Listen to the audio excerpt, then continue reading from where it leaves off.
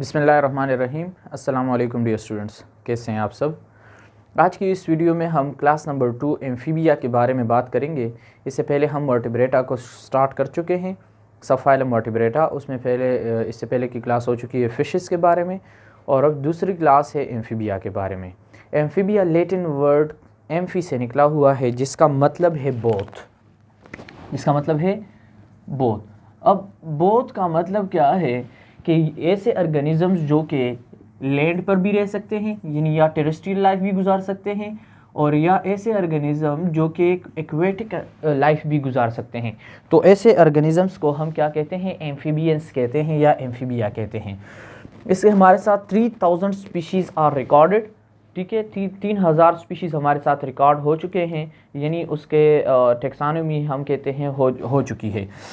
First cool blooded animals on land. अब इसका मतलब क्या है कि ये फर्स्ट कूल ब्लडेड एनिमल्स हैं। They are also called poikilothermic animals. ठीक है, अब कूल ब्लडेड एनिमल्स कौन से एनिमल्स होते हैं? वो एनिमल्स या वो ऑर्गेनिजम्स जो कि अपने थर्मल होम्योस्टेसिस हैं वो बरकरार नहीं रख सकते, यानी वो डिपेंड करते हैं एक्सटर्नल इन्वायरमेंट पर, वो अपने अंदर हीट प्रोड्यूस नहीं कर सकते। ऐसे ऑर्गेनिजम्स को हम कूल ब्लडेड एनिमल्स कहते हैं, जो कि इन्वायरमेंट पर डिपेंड होते हैं, यानी इन्वायरमेंट के कंडीशंस पर डिपेंड होते हैं। इसकी बॉडी जो है वो हेड और टेल पर हेड और ट्रंक पर मुश्तमिल होती है, लेकिन बाज़ ऑर्गेनिजम्स ऐसे हैं जिनमें टेल भी मौजूद होता है। ज़्यादा से ज़्यादा जितने भी एम्फीबियंस हैं उनमें हेड और ट्रंक हैं, लेकिन कुछ ऑर्गेनिजम्स यानी कुछ एनिमल्स ऐसे हैं एम्फीबियंस में जिनमें टेल भी मौजूद होता है। लाइक फॉर एग्जांपल, अगर हेड और ट्रंक की बात करें तो फ्रॉग ले लें, और अगर टेल की बात करते हैं तो सैलेमेंडर ले लें।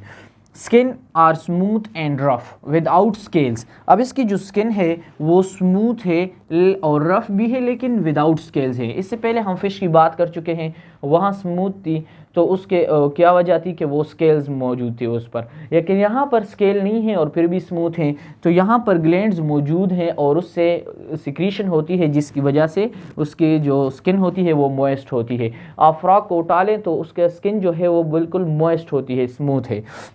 उसके बाद अब हम आगे बात करते हैं स्ट्रक्चर के ऊपर, हम लास्ट में आते हैं।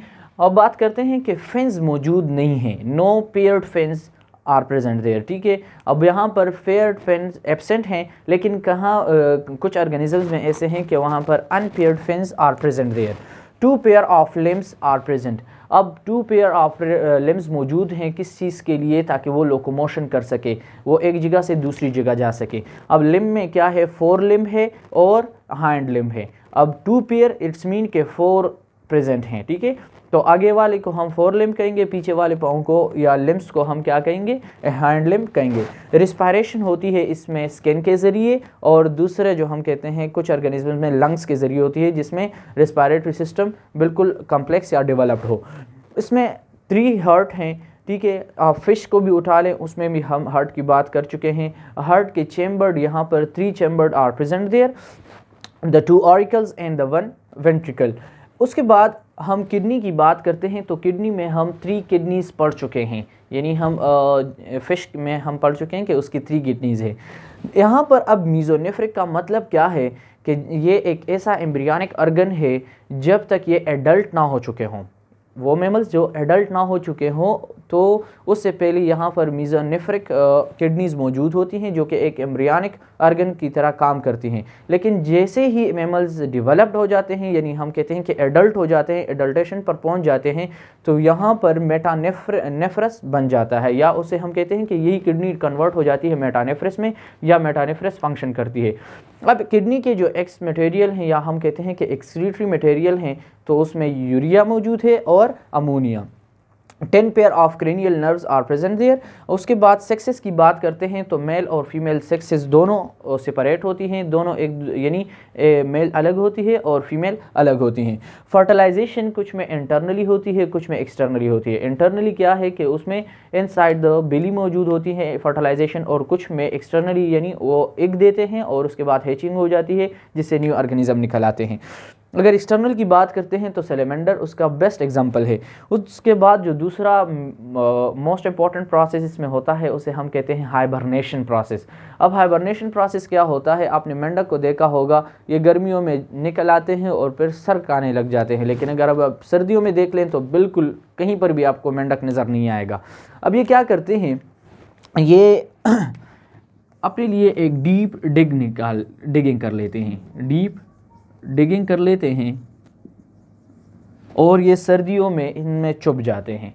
ठीक है, ये सर्दियों में चुभ जाते हैं और गर्मियों में दोबारा निकल आते हैं। हाइबरनेशन इसी को कहते हैं कि कोई ऑर्गेनिज्म कुछ टाइम के लिए अपने आप को हाइबरनेट कर ले, अपने आप को छुपा ले एनवायरनमेंट से, एनवायरमेंटल कंडीशन से, और उसके बाद फिर वापस निकल आए।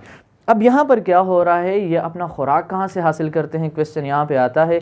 तो यहाँ पर किडनी के साथ लॉट ऑफ फैट्स या लिपिड्स मौजूद होते हैं जिसके ज़रिए जिसको वो खाते रहते हैं इसी टाइम के दौरान, और जब ये ख़त्म हो जाते हैं तो उसी के साथ वेदर भी यानी कंडीशन भी चेंज हो जाती है जिसके ज़रिए वो दोबारा वापस बाहर निकल आते हैं।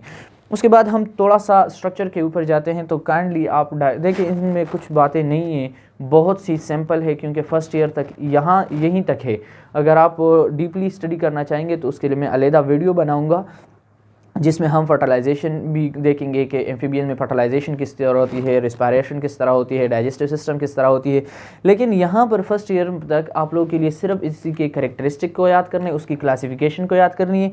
लेकिन अगर आप डायग्राम बना लेते हैं तो बहुत ही अच्छा होगा, यानी ऐसा होगा जैसे सोने पे सुहागा। तो आप काइंडली हर क्वेश्चन के साथ देखा करें, अगर डायग्राम बनता है तो आप बनाया करें, आपको एग्ज़ाम में इसी पर अच्छे मार्क्स मिल सकते हैं।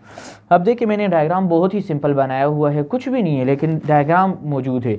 आप देख लें तो इसका हेड है, हेड में आई मौजूद है, उसके साथ माउथ भी है, उसके बाद वर्टिब्रल लाइन गई है क्योंकि ये वर्टिब्रेट हैं तो वर्टिब्रल लाइन भी मौजूद है, उसके ऊपर स्किन स्पॉट्स मौजूद हैं। इसी के साथ मैंने लिम्स की बात की तो मैंने लिम्स भी ले आया हूँ कि 4 लिम्ब है और हैंड लिम्ब है, जिसे हम आर्म या हैंड कहते हैं, 4 लिम्ब, और उसके साथ थाई और एंकल को हम हैंड लिम्ब कहते हैं, यानी पीछे वाले पाँव। अब इसमें टेल नहीं है, लेकिन अगर आप सैलेमेंडर की बात करते हैं तो उसमें टेल मौजूद होता है, लाइक दैट।